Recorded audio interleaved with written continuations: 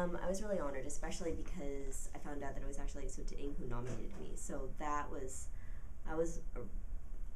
such an honor, because I really respect Assunta, and she's such a pioneer in the industry of ethnic media in our region. And I think that it's, for me, I'm the PR marketing chair for NAP, and Marion Liu is also been nominated. She's the VP of External Affairs for NAP. So I was just, let's make this into an opportunity for marketing NAP, right? Like, let's talk about NAP innovation, and really, yeah, it's fun. It's fun to be able to use that to help an organization that we're passionate about. Definitely. But I do, I'm really honored. Well, this is a family-owned business, so I represent the second generation. My parents founded this newspaper in 1986. We've been in the Rainier Valley this whole time. Our first office was in Columbia City, and then we moved up to where Rainier Avenue and Martin Luther King meet, just underneath just right next to the Mount Baker station. And I manage the newspaper. So that means I do a little bit of everything. With small businesses, you really do need to do a bit of everything. And I think I went to Berkeley for my undergrad, and the first semester I was at Berkeley, I just fell in love with history, because I really think that it's at the crossroads of social science and humanities. As a social scientist, you're always striving for truth.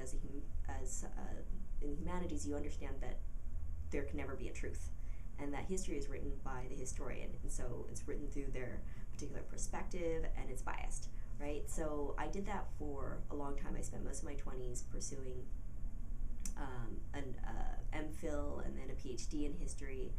And to be honest, I was always just good at school. So I figured that was my job. People gave me money to study, and that's what I did.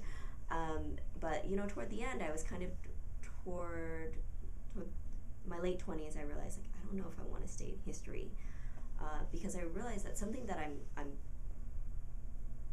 good at is something that I believe I'm good at is building relationships, and that's not as highly valued in academia. And I also wanted something a bit more dynamic, and as a grad student you move around a lot, especially when you're doing area studies. So I also wanted to have that flexibility, and I realized I want to do business. So it's kind of been full circle. And I've just learned so much in terms of operations and sales.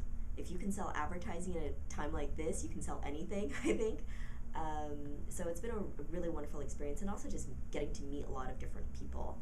And it's been really wonderful to be able to go and meet people and say, I have a Vietnamese language newspaper, and people are like, whoa, well, what are the Vietnamese thinking? What do they care about? Yeah. Well, I always say that right now I feel like I'm getting my real life MBA.